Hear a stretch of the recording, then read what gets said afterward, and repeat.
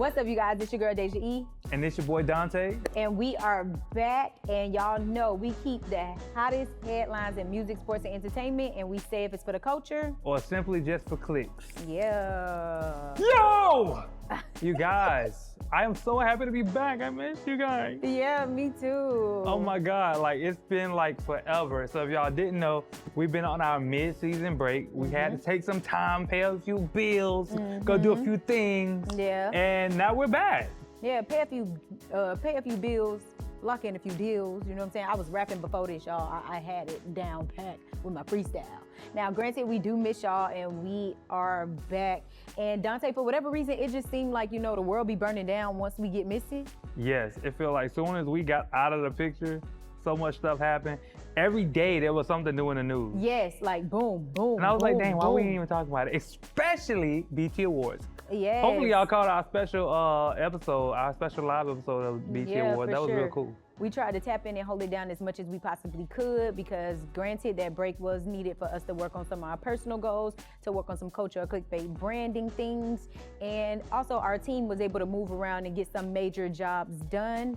So this is always a good thing to be able to take that little break, but we are back and we miss y'all and we are about to lock in. Listen, and we letting y'all know now we got so much good stuff coming, y'all, for the next part of this season. We just want y'all to be here, so make sure y'all are fully tapped in. Make sure y'all are on all our socials, both our personal and the HBUC, because you don't want to miss nothing that's getting ready to happen. Nothing. I tell you, nothing. Nothing. Now, Deja, while we're talking about missing nothing, what are some of the things that happened with you this last little break, just to get the people caught up with what's going on in the Don's world? Yes, so I have definitely been able to get some photo shoots out, so that has been good. I was booked for a few different photo shoots. I at least had 3 different photo shoots while we were on break. I also was able to do some brand work, like on my personal brand as Deja E. I was able to like revamp my pitch deck and different things like that and reach out to a couple of people. I also been able to secure another deal with a brand that I've worked with. So that's really major for me. So y'all will see it. Come very on, soon. Deals and bills. They came back, they been the block for your girl. Hey. I love that for me. Call that Bob. What about you? So for me, I just been working on a few other things. I got some projects that's on the way. Got some new clients that I've been locking in. So I just really been just like in my zone of trying to just work on my craft outside of here. Because if y'all don't know, like I do marketing and other projects, directing projects. I do quite a few You're like a things. talent manager at this Right, point. so I do so much, and I just wanted to find a time to just own in on some of those things. Yeah. So I definitely took advantage of the time that we had to do that. So yeah. it's been pretty good, and I took some time to myself. Y'all know I love to sleep, so I've been catching up on a lot of sleep. I'm with you on the rest. I definitely been snoozing, so I can't lose. Now, so Deja, let's just go ahead and jump in some of these topics for today because I know they're itching to know what's happening right now in the world. So now, if y'all don't know, we can just kick it off with talking about what's going on right now with Pusha T. Pusha T just recently did an interview with John and Joe of the New York Times, where he talked about his beef with Travis Scott. Now, granted, it's not technically a beef. It's just something that he felt like he didn't like, something that he noticed that Travis Scott did, and he was just like, I'm not with it. Yeah. He basically said in his song in the interview that Travis Scott is corny and shameless. Yeah. And this is because a situation that kind of transpired back in 2023 in Paris with him and Pharrell. So he was doing a studio session with Pharrell. Travis Scott came in the studio session, not really invited, but it was cool. They let him come in the session, and he played them a record, specifically the record Meltdown. Yep. Now, during the time of him playing the record, as we all know now, that song ended up being a diss track. Now, he never played the diss track version of the song. So after that, Pusha T just felt like, bro, what was the reason, right? He felt like it was kind of corny. He felt like, why would you even come in the studio session with us where you don't even belong and play a record that we didn't ask to hear, but then also playing a diss record is almost like playing in our face. Yeah, like my issue here is the fact that Travis Scott pretty much knew what he was on in a sense before he got in there. So it does come off slightly disrespectful, you know what I'm saying? So I ain't mad at Pusha for taking shots at him in, what's the name of the song? So Be It. So Be It. I know the song, I've heard the song. The So Be It part just won't stick in my mind. But at the end of the day, great way to address what the issue was, because so be it. Like, we not really vibing with you like that. You really not part of the gang. You really don't got no loyalty for real. And it's just giving very shady movement, you know what I'm saying, from Travis. And this is my thing about Pusha T. Everybody be trying to act like they don't know who Pusha T is, and all of this other stuff. And it's like, y'all, where have y'all been? What do y'all listen to? Do y'all not know Pusha T from back in the early 2000s? Like, I don't understand how you not know who he is. But granted, take a listen to the music, and I promise you that you will definitely understand why he is who he is, whether he make a lot of noise about it, whether he's currently making music, or whether he's in media every other day. Pusha T is Pusha T. And you know, I listened to the track Dacia, and he really went into, I ain't gonna say he went into detail, but he did basically in a very creative way kind of talk about how Travis Scott, one, cried on his shoulder through the breakup of him and Kylie Jenner. He talked about his move to Calabasas and living out there and his struggles and things that he had dealt with. So he really he knew Travis before the whole situation. Yeah, You're right? sure. So I think that was another reason why Pusha was like, bro, what was this for? Like, what was the reason? Like, you was leaning on me when you needed help and when you needed a brother, you know what I'm saying, to kind of just be there to back you in a sense. But then you turn around and do something shady and disrespectful like that. It's definitely putting Travis in the hot seat, and it's very much giving, I see why you did the feature with Drake, because you's a baddie. And he also said that this is not the first time Travis had done that. Not technically to him, but that he's done it to other people. Yeah. So this is showing a track record for Travis. And just like kind of how we talked about earlier, this is just a moment where Travis kind of just showed his hand. Yeah. And now people who maybe did not know how to take him or know that he was capable of these things, they're gonna have their eyes open when dealing with him. For sure, I agree.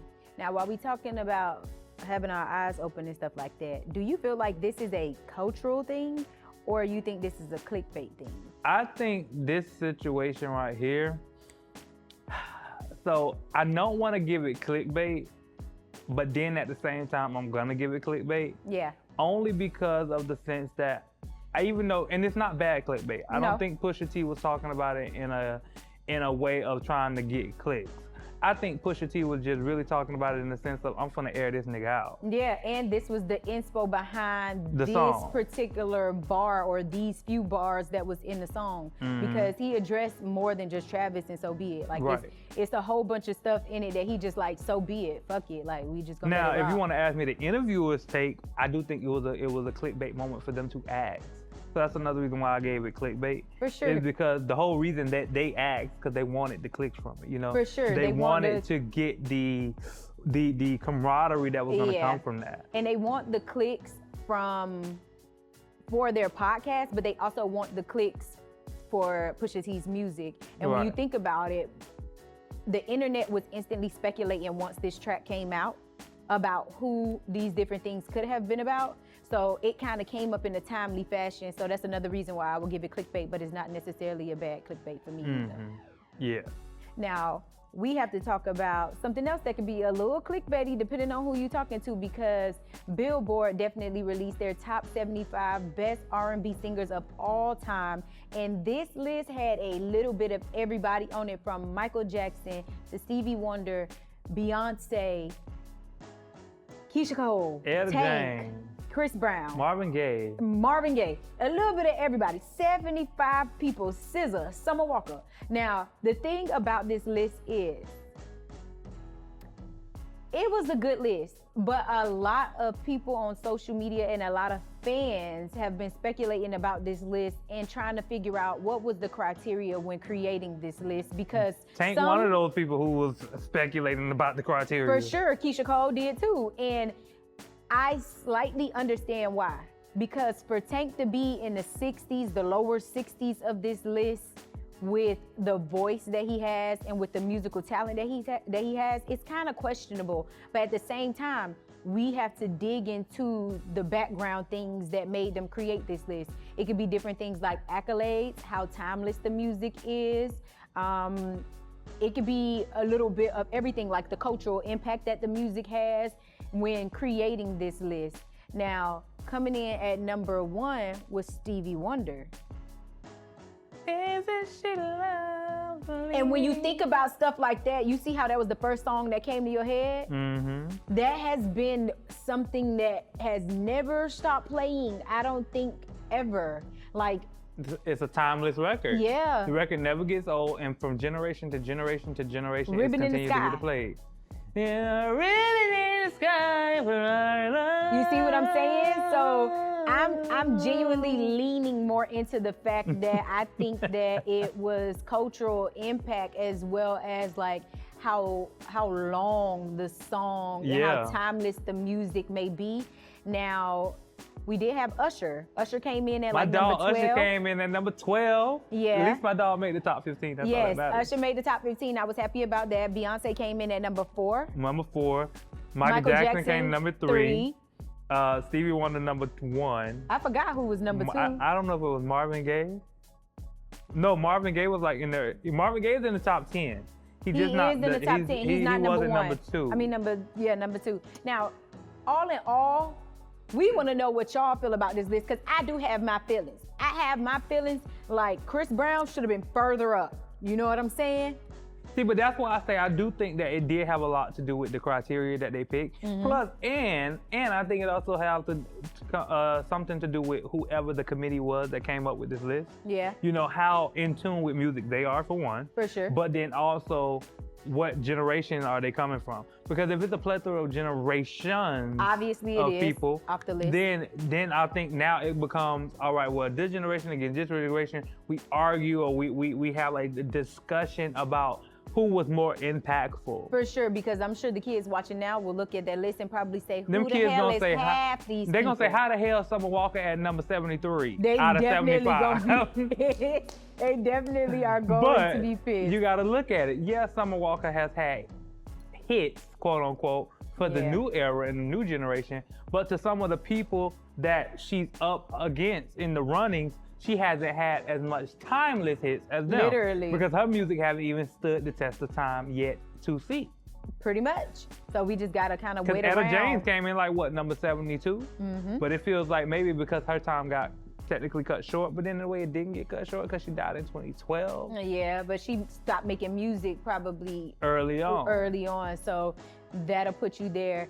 Overall, I'm gonna say that this list is for the culture, and I'm gonna tell you why. I think they did a great job of, one, with this being Black Music Month, everybody on the list was Black. Love that, love that, love that, love that. Oh, Mariah Carey was on the list. Mariah Carey. In the top 10. She was. My bad, I ain't mean to cut you off, but I remember she is in the top 10. You good. I was actually about to bring up somebody else who was in the top 10 that we didn't mention, which makes this slightly for the culture as well, because despite everything that has gone on in the media in reference to this person and all of the like negative things that are happening, R. Kelly was in the top 10. Robert Kelly.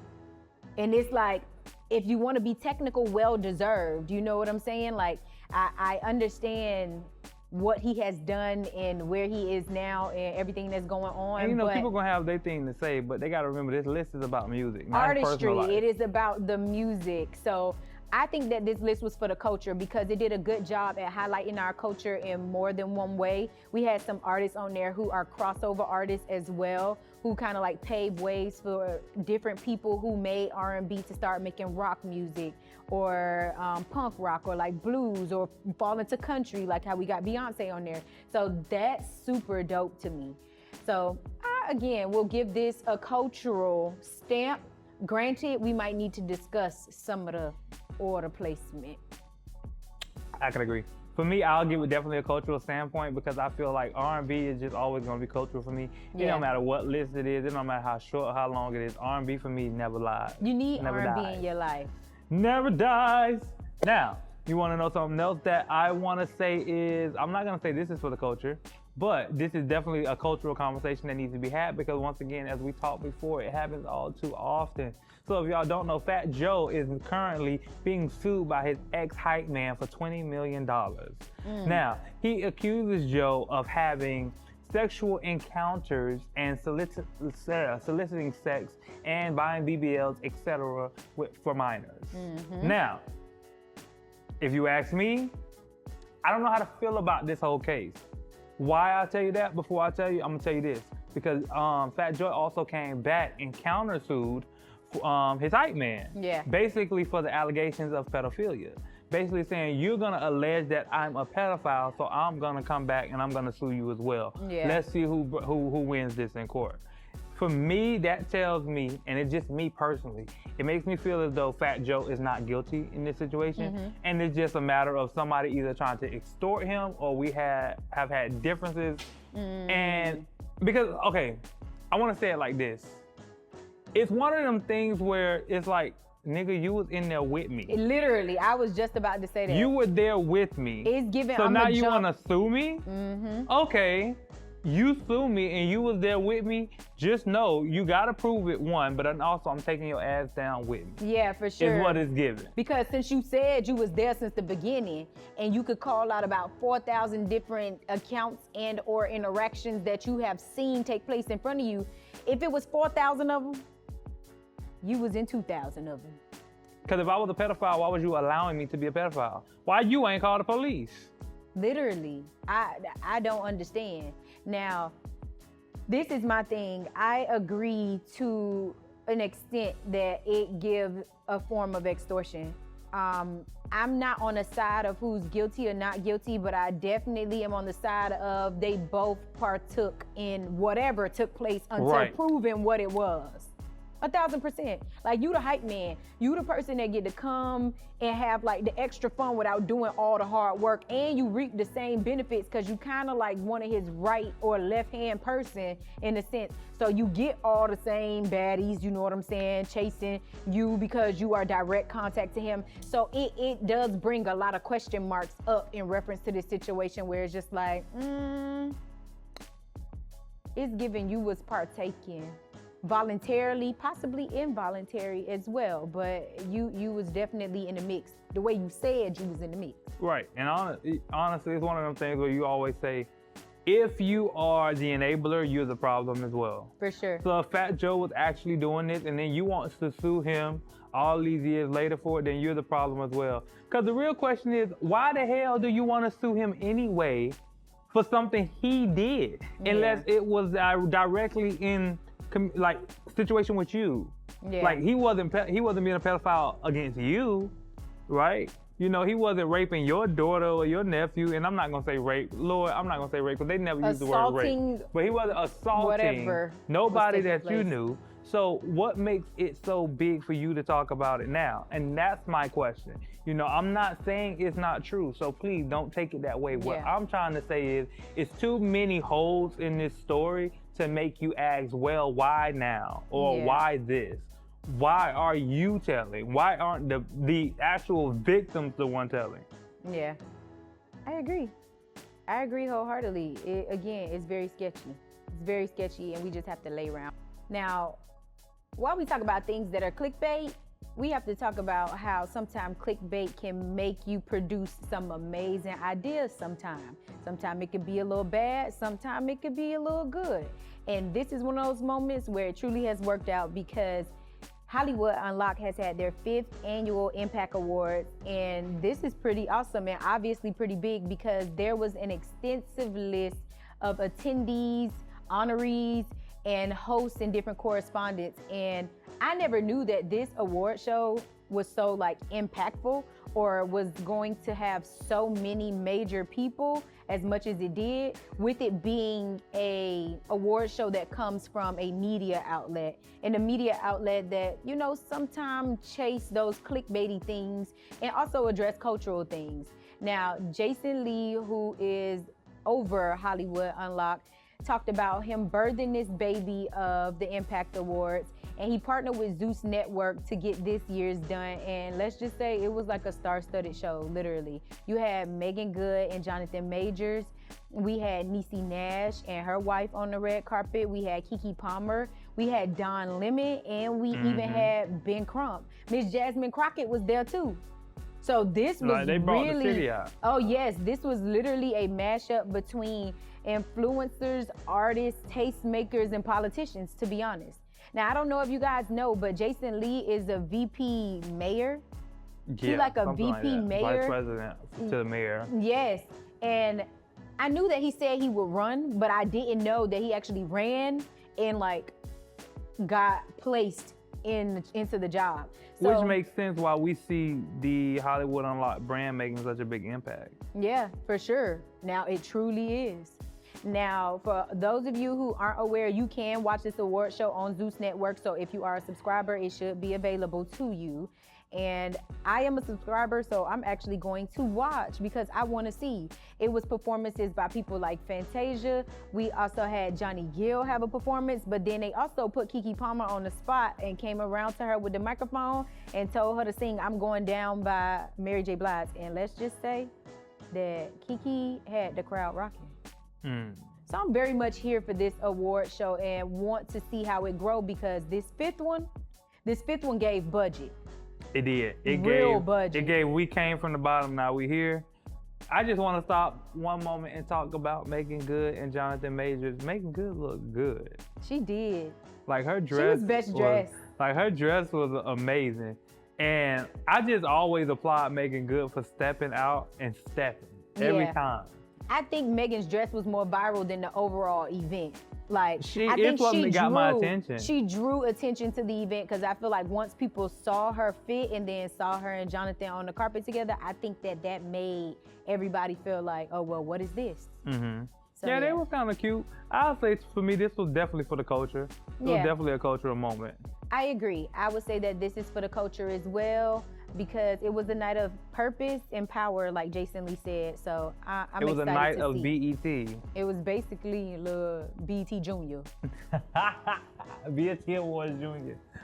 Oh God. Now, while we're talking about things for the culture, we got to talk about one young man by the name of R. Kelly, who was in the news yet again, but not for what you guys may think. Yeah. Now, just recently, R. Kelly has been said to have overdosed while he was in jail. Yes. Now, according to reporters, basically he has said that his life is in danger, and he feels like some of the officials and the officers there at the prison is trying to kill him. Yeah. He says he feels like they're trying to drug him and take him out. Yeah. Now, according to the documents, he was in his room, his cell, and basically they gave him his medication for like his headaches or whatever. They gave him a additional dose of the medication, and he took it. And he said he felt really weird afterwards. Yep, and he basically passed out inside of his cell and lost consciousness. Now, by the time that they got to R. Kelly, they did have to rush him to an outside hospital, outside of the jail or the prison where he is. And when he was there, he also let the nursing and medical staff know that he had an issue with one of his legs, and he had been trying to get the medical people inside of the prison to address whatever the leg issue was, and they wouldn't. So they end up finding out that he also has clotting in both his left and right leg and clots inside of his lungs. So this all just kind of comes around to R. Kelly's point of maybe they trying to kill me because one, they drugged me, and then two, I've been trying to get medical attention for something and they are literally like not trying to give me what I need. Now, I don't think nobody should have to go through these type of like harsh environments and like deal with different things like this. And we all know that like jail and prison systems have like a lot of things going on all the time that's pretty off the books that you sometimes can't prove and sometimes you can. But I just wouldn't expect this to be happening. Now, when I did watch the Breakfast Club, Ms. Lauren LaRosa, she sat down and basically gave a complete rundown about this situation. But DJ Envy asked her, well, what is it that R. Kelly have, or what is it that R. Kelly knows that can affect the federal government and or the prison system to the point that they want to kill him? And that's a major question. But granted, it could just simply be somebody who got an agenda. I was the gonna warden say, could just simply have an agenda and not like him for what it is that he did, you know? I think when it comes to R. Kelly, because two things have happened in this situation. One, they are trying to say that he is lying because of right before this whole situation took place, they had already trying to get an appeal to get him released early, and it fell through. And then so a few days later, this came up. Right. Now, I'm not gonna say that means he could be lying. I'm gonna say it's coincidence that right after I try to get an appeal to get out of here, y'all try to kill me. Yeah. Because for all we know, y'all been trying to kill me before I even issued the appeal. And it's two sides now of that coin. Now it came to the light. It's two sides of that coin. He could have also, like, you know how sometimes you just get that you inner feel feeling or yeah. just stuff just seem off? He could have got a feeling like they trying to set something up and then something actually happened to prove like his feeling. And then there's also the other side of the coin where this could have been a setup situation for his legal team to find a reason to try to get him on early release. And now we got to be honest too, right? With the whole situation when it comes down to R. Kelly, he is in jail for what we would call doing some heinous acts. Yeah, for sure. Now, there is a lot of people that might hate him for that. Yeah, Law and Order SVU, heinous act. There is people that hate him for that. There's people in that prison that might want to kill him. Yeah. For all we know, the officers could be working on with somebody on the outside. So even us as people, we gotta stop acting like these things are obsolete, like they don't happen every day, because they do. We see it every day. We see it in TV, we see it in movies, we see it in real life. We hear the stories all the time. You can research court documents with the same information in it. Yeah. So this is not likely to happen. And let's be clear. Just because he's R. Kelly don't mean nothing. You know what I'm saying? Like, he's in prison now, so I'm sure they're in there reminding him that you're just another number. You're just another nigga that messed up. And here's my other thing too with the whole situation. I know people are gonna try to kill me or chew me up in the comments. I don't care. It's one of them things where he is still a human being. I don't care what he did. I never agree with being tortured or somebody trying to kill you in prison, because prison is prison enough. Yeah. You know, that is for all he knows, he's not gonna see the light of day. That is the death. You know what I'm saying? So it's like the extra attempts to bring somebody down while they're already in prison, I never agreed with that. Yeah. You know, because I don't care what you did. Now, it's different if you were like a killer, right? He might be a pedophile. I ain't gonna even say he a pedophile. He just, well, actually he was. He was. He was a pedophile, but in his case of pedophilism is different.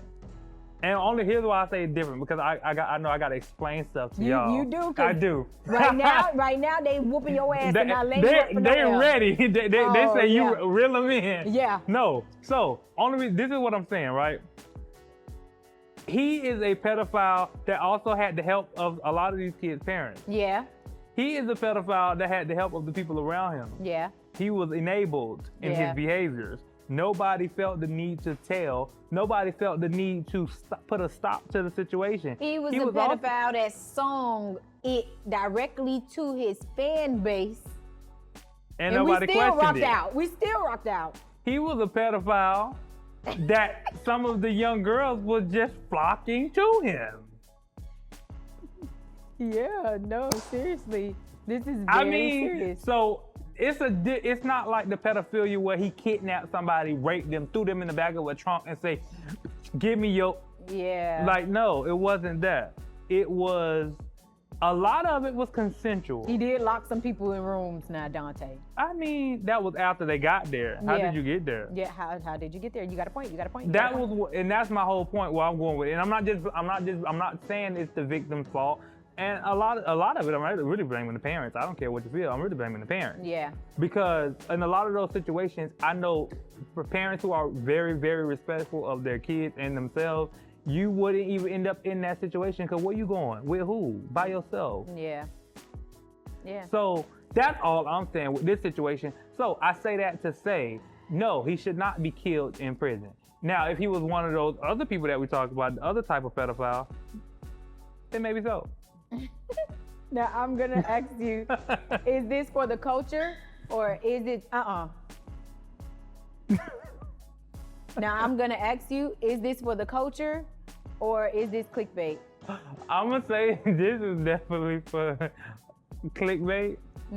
But I also feel like I'm finna get chewed out in the comments, but I'm ready for it. You are. They finna take Y'all your usually hair like out. me, but today y'all finna hate me. I already They feel gonna it. pluck your beard one hair by hair by hair by hair through them comments. Just wait on it, Bookie. Now I'm gonna say that this right here is definitely. So this is actually cultural for me. This is cultural for me because it brings awareness to the fact that, again, these things really do happen in prison systems where stuff could somewhat be rigged up, you know what I'm saying? Because right now you're just a number, you're just another inmate. Who's gonna believe you? You was guilty of whatever you did before, and so on and so forth. So I feel like the conversation about these underlining things happening in prison and jail systems is extremely important. His appeal being denied for release and stuff like that, I think that part of it is kind of like a limbo thing. Like, I kind of understand why they would deny the appeal, but then I understand why his legal team and him thought that this might be our moment. But as we see, you know what I'm saying? I didn't expect them to grant his appeal. Yeah, That is the me only neither. thing. So when it comes to R. Kelly, and I'm a realist, I don't sugarcoat the bullshit. When it comes to R. Kelly, I don't expect him to get out. He was literally found guilty. He was guilty. He was actually guilty of everything he did. Yeah. There was no sugar. There was nothing around that. He was guilty. You were guilty, my guy.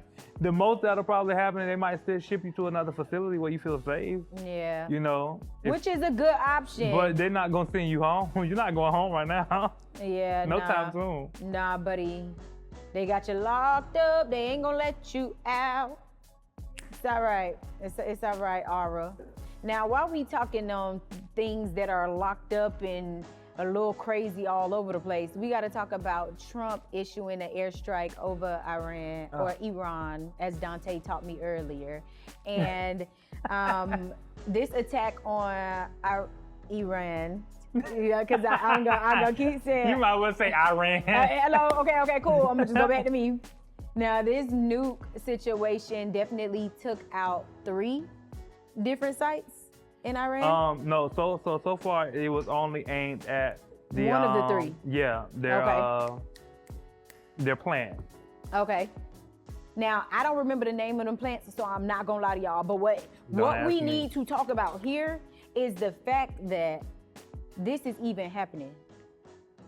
I'm not gonna lie. I'm with the people on TikTok and the people on Twitter. Iran, I'm not with them. What y'all need me to do? Cause don't come over here with that. You know what I'm saying? I'm just trying to live my life. I'm just trying to make it another 10 years. You know what I'm saying? So I just feel like Trump is truly one of those people that he's special, and not in a good way. He's special as in like smart to the point that he's delayed. What? And then it's just like he makes some of the weirdest decisions. It's like there's no money for healthcare, but there's hella money to go to war. Like it just certain things just don't really make sense to me when it comes down to different things like this. And didn't he say that we have wasted a lot of money on like wars and like wars that have lasted too long and all of this other stuff, and then we jump right back into war? Now, apparently he sent off these missiles for the sake of trying to stop them from the continuous threats that he claimed that they was making. Yeah, now, for our base. Yeah. So this was his way of like sending a warning sign to say, hey, if you want to go to war, we will. Yeah. And also now it's going to be easier because now y'all have less, artillery that you did before. Yeah. You know, we've caused some damage over there, so do you really want to do this? But then also that did go against, the treaty that they already put together. Like the whole idea that, hey, we are not going to war with each other. We're going to be peaceful, X, Y, and Z, blase, blase. Yeah. Now you have kind of started Okay, so you're not a man of your word. Yeah, you went back on it. I mean... And now you're gonna make us all, well, when I say us all, I mean like all of them, China, Iran, everybody. Now everybody's having that whole conversation of, okay, one, can we trust you? Y'all knew y'all couldn't. Exactly. Like, I don't understand. We all knew that we could not trust him. But, hey, this is what I realized about Trump. It's not that, I ain't gonna even say you can't trust him because he actually opens up with who he is from the beginning. He does. And that's meaning he's gonna put his own agenda first. Yeah. So, you have to decide, can you trust a person like that or not? You know? Legit. And a lot of people decide they will put their trust in a person who's gonna put their own agenda first. Even when you hear it out loud, do it even make sense? Obviously, people feel like that. This is my thing, right? Everybody that voted for him, first round drafts. Everybody. You know how they said that? We love you, me too, Trump.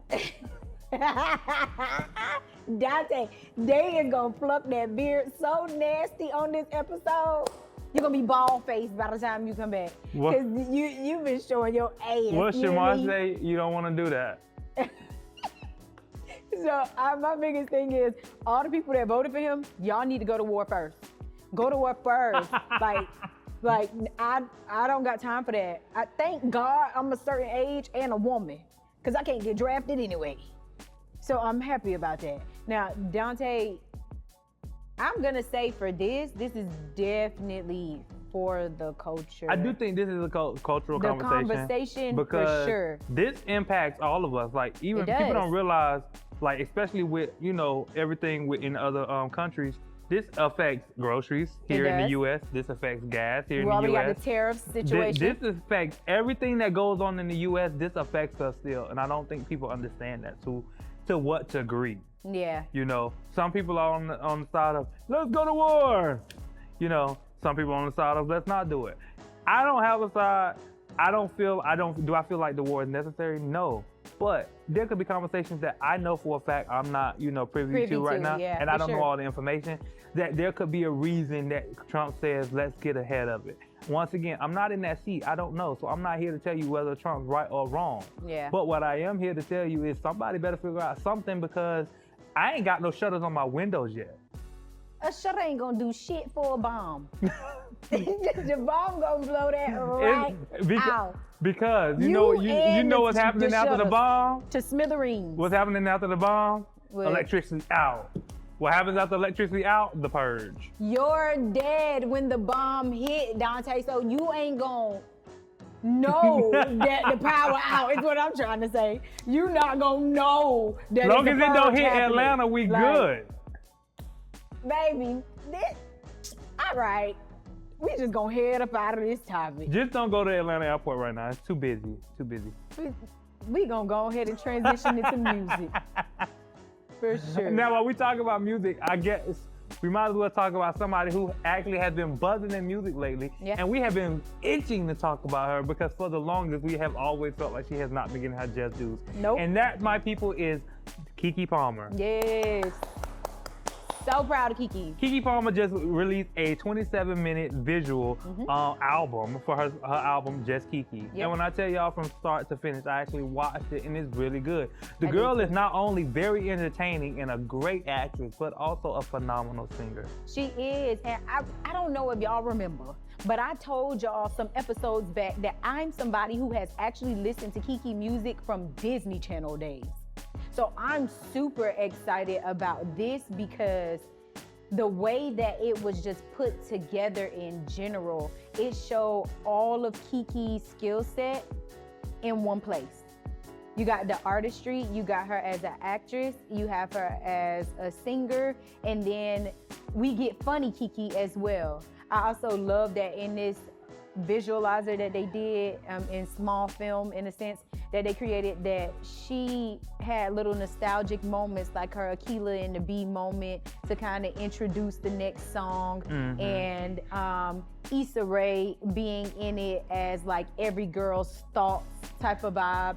I just thought that this was very well put together, from like the looks to the quality to the sound and even the storytelling, because it was literally a story that you can follow from beginning to end, where she's kind of opening up and talking about her relationship, her baby daddy being her sneaky link that she fell in love with, down to the demise of their relationship. Even sort of kind of you see her bobbling back and forth between like, is it possible to even rekindle this? Because we came into this with the same intentions to be able to take care of and love on our son. So I thought that this was really great, very vulnerable and very artistic in like one of the lightest ways. Mm-hmm. I think my favorite part about it was her whole remake of Whitney Houston. Yes. I thought that was like very creative, and I could see, She definitely could give us. I saw the vibes, so I was there for it. And then the orange hair. For sure. Chef kiss. I'm gonna say that Keke's project is for the culture right now. It was. Most definitely. Now, while we talk about other ladies in music, we have to talk about my girl, Halle Bailey. Halle! Wow. Who just released Braveface visual. And this was actually one of those situations where I feel like this was good, right? This was good. Was I moved? Not thoroughly, not completely, not at all. But I think it was good coming off the fact that she just recently had her video where she was talking about her mom bod and just how before her baby, she had one type of presentation, and now after her baby and after everything that's going on with her baby's father, there's like a transition happening in her life. I do like the fact that in this music visual that we was able to see her pretty much like come out of all the hair, the makeup, the glam, and kind of just like sit with herself. I think that every woman and every girl goes through that little phase where it's like, I just don't want to have to be all of this. Like, I don't want to have to put myself together when I don't feel together. Mm-hmm. And that's a common thing. I think guys also deal with the same thing as well. Y'all just don't have to glam it up as much. But sometimes you just simply wake up not wanting to be who you are or not wanting to do what you have to do today, but you have to put on a brave face. So I will say that this for me is for the culture, for the simple fact of like the underlining moral to her story. Mm-hmm. I wasn't moved by the track itself, though. I actually liked the video, but I'm gonna tell you what I found so funny, which every time I look at it, I can't stop laughing. And I know this is wrong to say. Y'all don't eat me up today, I promise y'all. You about to show your ass for a third time? Go ahead. No, because I was on Twitter, and somebody posted the video, and they said, the video reminded me of a crackhead confessional. Oh my God. I mean, I kind of could see and that. Then they showed the like video. In a documentary? They showed the video of the lady saying, I was doing crack since I was 12. Oh my God. They put it next to her video? Yes. Same background and all. So ever since I saw it, I couldn't stop laughing, but it got me to watch the video. The internet is so unserious, it's ridiculous. Now, was the video, when you saw it, was it for the culture for you or clickbait? I would definitely say the video is for the culture, and I do love how Halle went down and kind of just like stripped herself into a natural element. Yeah. Especially coming from that whole conversation that she had about just not feeling herself, not liking her body, not liking what she was physically or mentally at the time. So I think it was a good way to see her like strip down and just be herself. And I don't know even if she realized how liberating that was even for herself. Yeah. Because now we can see what you've been trying to hide. Yeah. So now that we've seen it, it's out there. Cool, it's done. Yeah. She also stated that she knows she crazy in the song. So, I mean, well, you know, like we are here for it. Be aware of self, please. Self-awareness is great. I'm surprised she didn't go to the prom. Never mind. Don't put that in there. Oh, you shady. They finna whoop your ass. Oh my God. You been showing out. This is crazy. That's what prom is for. My God.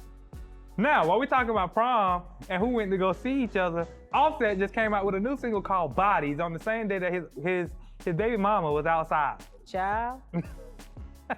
They got a lot going on. Now, for me, let me tell y'all this. I think Bodies is a really good song. Mm-hmm. I do think it's a good song. I think that Offset is one of those people that like you have to you have to somewhat like really be one of his listeners and really one of his supporters to really like get all the way into it. But what I can say is I think the visual was really dope. That was probably like my favorite part of it. Shout out to the HBUC. For sure. The team held it down and did what needed to be done. Now, what do you think about this song? I think that it was messy. Definitely messy, but as they should. Take it out in music. I always say, like Lotto said, get in the booth, bitch, and they did what they were supposed to do. Like, he got in the booth, he addressed what he needed to address, you know what I'm saying? And as he should have, because so did other people. And who are the other people? Now, other people is Cardi, who dropped Outside. Yeah.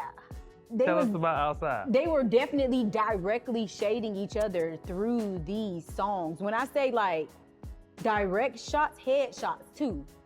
Cardi said your favorite NFL player in my DM. I was just about to say that because, ring the bell. Ouch.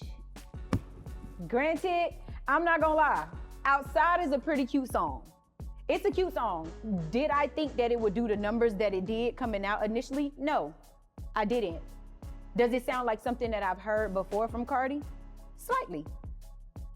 But I expect her to kind of like rely on her like comfort zone in a sense when re-releasing music, because we haven't really heard nothing from her in a minute. She's been on features, but we haven't heard Cardi music by herself. I just want to see how the song plays out throughout the summer and after the summer, because I feel like the only reason why this song is really doing as good as it is, and it's not taken away from Cardi, but it's just because of the fact that people have been waiting for her to put out something anyway. Yeah. Just like if Rihanna puts out something tomorrow, even if it's bad, people are gonna listen because they've been waiting for so long. Yeah. So I feel like that's the one reason why the song is doing so good for Cardi. I want to see the longevity of the record from here. Yeah. But me being a Cardi fan, I love the song. It's good. For sure. Now, who else I love and who's doing some good stuff? Kehlani. Kehlani just dropped her single Folded, and it's been sending TikTok crazy because people are going crazy from one, not just the vocals, because her vocals are impeccable on the song, but also the messaging. You know, the song is like a double entendre where you got this bad breakup with a person, and then you're talking about how much I hate you, but at the same time, I love you. I want you to come back. And I love you so much, I will fold your clothes, have you come pick them up, have sex with you, just so you can tell me if you can tell me if you still want me. But I'm using the folded clothes and my respect enough to fold your clothes so you can go pick them up instead of just throwing them out as a way to reel you back in. Yeah, for sure. Like, so come pick up your clothes. I folded them. Yeah, I folded them and now fold me. Like, that's basically what the song is pretty much about. Exactly. I thought that it was a good song as well, very Kehlani coded. When you think about her as a artist and as like a writer, it was cute though. It was cute. I don't understand why it's going so crazy on TikTok though. I don't get that. It's going crazy. I know it is, but I don't get why. Even for her, she said this song is her biggest single release since her very first single. Wow. And because the song only been out a week and it's already in the millions. Yes, did you see her first live performance of it? The whole crowd knew all the words. Now that's what you call I think it's really impact. because people have been waiting on more music for Kehlani. Yeah. Because she feeds her audience. I can definitely say that. When Kehlani feeds her fans, she feeds them. Yeah. And so I feel like they were just waiting on it.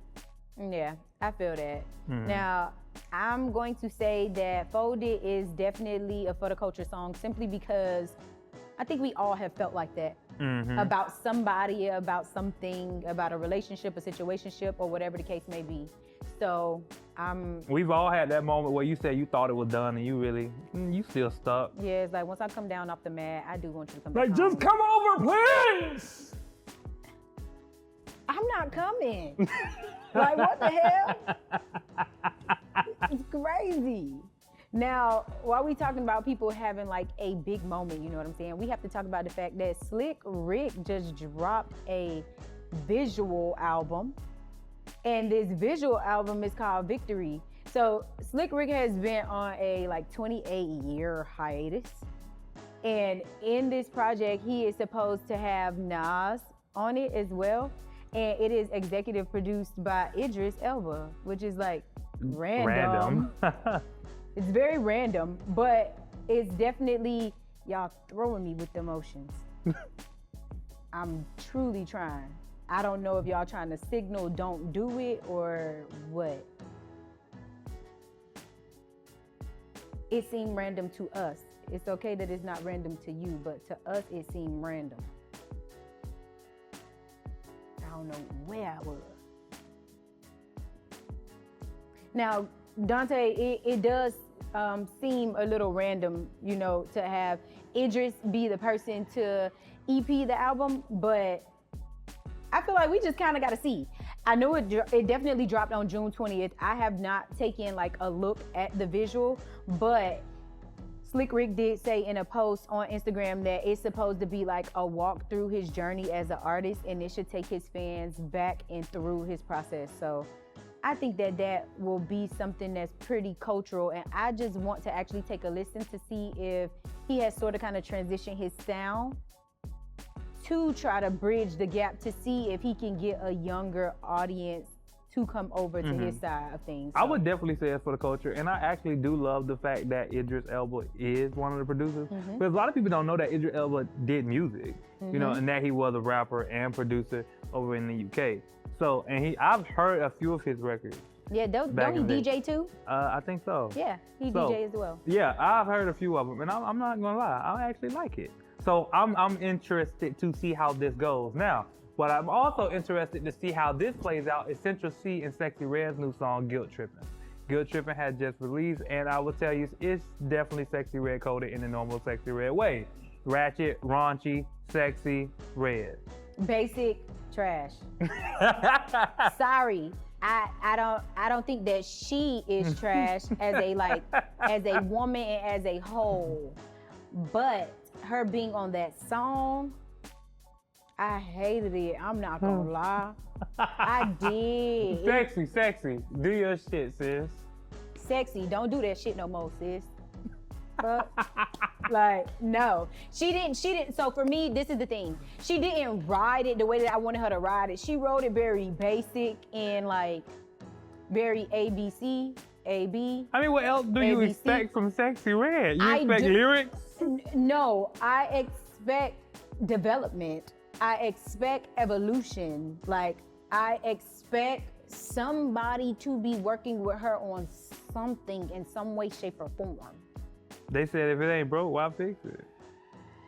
I guess, you know, I mean, whatever. Maybe it's just simply not for me. But I am here for the crossover. That I am here for. Now, I do like that as well. You know who else did some crossover music this past week? We got Chris Brown with Holy Blindfold. Now, Chris Brown just released a new single, Holy Blindfold, which is like a lush R&B, kind of religious vibe of a song. Yeah. But the lyrics is not what's religious. It's the undertones and the beats in the song. A little poppy. That is. Now, I actually really, really like the song. I'm not gonna even hold you. It wasn't, for me, as a OG Chris Brown fan, it didn't seem like something new. Because it reminded me of the album with Discover on it. We had, what was it? When he was going through his little pop era. Yes. But he was migrating three times that right, project. Like that whole little era. What it is right now, but. When he was in his little techno space. Yes. Like Holy Blindfold was a record that we probably would have heard back then. So that's why I say it's not totally left field, but I do like the song. And I do think for a new crowd of generation of kids that's getting to know Chris Brown and new fans, I think it was good. And it was something good, new to put out for his tour. Yeah, I'm biased. I think that everything that Chris Brown does is amazing. So. Chris Brown does no harm. Yes. Talk to your mama. So we have Four Backs and Wale, who also dropped the track called When I Get Home. My dog Wale say y'all gonna know who he is. Yeah, I ain't Wale, nigga. I'm Wale. So I'm here for this. First of all, Four Backs in general, always here for him since you put me on to him. His aesthetic, his sound. Four Backs always slap. I haven't heard a bad record from Four Backs yet. But them two teamed up together, I love, because Wale's poetic feel always gives like a euphoric vibe to whatever it is that he get on when he in that bag. And I think that, remember how we was just talking about like Wale should have probably teamed up with Kai to try to bridge the gap by him teaming up with Four Bats. This is technically another way of bridging the gap because Four Bats is a newer mainstream artist, or at least still climbing right now as we speak. So I think that this was good. This was definitely, I don't know if it deserved cultural, but it was really good. I'm not gonna say it's clickbait, so I'm just gonna stick it in the culture box. Yeah. I feel like the link up between Four Bats and Wale, it was needed. It was needed for Wale. Yeah. No offense, but it was needed. But it also was needed for Four Bats as well, because if you know who Wale is, that's also a really good stamp as well on your career. That's why I say it's not no offense. It's not a bad thing. It was needed. I feel like older and older in the right way. Older artists always need younger artists to connect with them as well. Yeah. That's how you stay in the game the older you get. That's how you stay relevant, especially if you're not making like music that still appeals to the younger crowd. Yeah. Your only next best bet is to connect with the younger crowd by doing features with their people. Yeah. You I know? agree. Now, last thing on the docket for today, we can't leave without saying this. Congratulations to OKC as they won the NBA championship. Woo! Period. I thought you was gonna throw your shoe at that damn camera. No. I was gonna say security, take him out. I would have went out on a stretcher. Take him out. Now, y'all, thank y'all for tuning in to another great episode of Cultural Clickbait. Once again, I'm your boy Dante B. And I'm your girl Deja E. And you know what we do? We take the hottest in sports, music, and entertainment, and we decide if it's for the culture Or simply for clicks. Bow, bow.